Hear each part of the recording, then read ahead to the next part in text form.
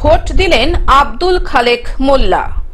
বহিরাগত তকমা মুছে ফেলে হাড়োয়া বিধানসভার ভোটার হয়ে ভোট কেন্দ্রে ভোট দিলেন হাড়োয়ার পঞ্চায়েত সমিতির সহসভাপতি আব্দুল খালেক মোল্লা। হাড়োয়া বিধানসভা উপনির্বাচনে বসিরহাটের সাংসদ তথা হাড়োয়া বিধানসভার প্রাক্তন বিধায়ক হাজী শেখ নজরুল ইসলামের মৃত্যুর পর তার ছেলে রবিউল ইসলাম এই কেন্দ্র থেকে টিকিট পেলেও টিকিট পাওয়ার দৌড়ে অনেকটাই এগিয়ে ছিলেন আব্দুল খালেক মোল্লা। হাড়োয়া কেন্দ্রে ভোটের দিনক্ষণ ঘোষণা হতেই হাড়োয়া বিধানসভা জুড়ে তৃণমূল কংগ্রেসের সমর্থক বৃন্দ নাম করে ভূমিপুত্রকে প্রার্থী হিসেবেই চাই এই পোস্টার দিয়েছিল। তারপর যথেষ্ট শোরগোল শুরু হয়ে গিয়েছিল গোটা হাড়োয়া বিধানসভা জুড়ে।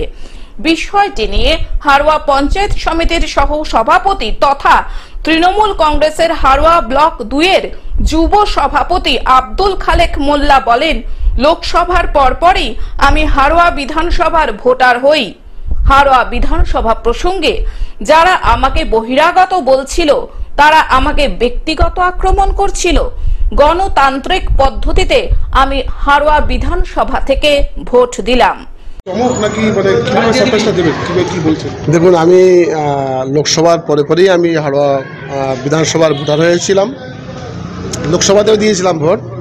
তো আমি আজকে বিধানসভা আমার খুব পছন্দের প্রার্থী, আমাদের যিনি অভিভাবক ছিলেন হাজী নুরুল ইসলামের সুপুত্র রবিউল ইসলামের দল তাকে নির্বাচিত করেছে তৃণমূল কংগ্রেসের প্রার্থী। আমি আজকে তাকে ভোট দিলাম। আমি হাড়োয়া বিধানসভার 214 নম্বর বুথের একজন ভোটার।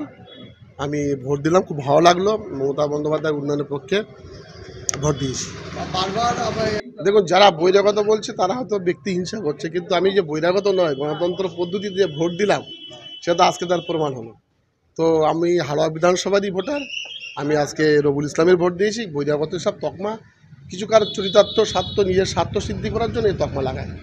বসিরহাট থেকে শ্যাম বিশ্বাসের রিপোর্ট, গ্লোব নিউজ। এখন থেকে গ্লোব টিভি দেখুন আপনার স্মার্টফোনেও।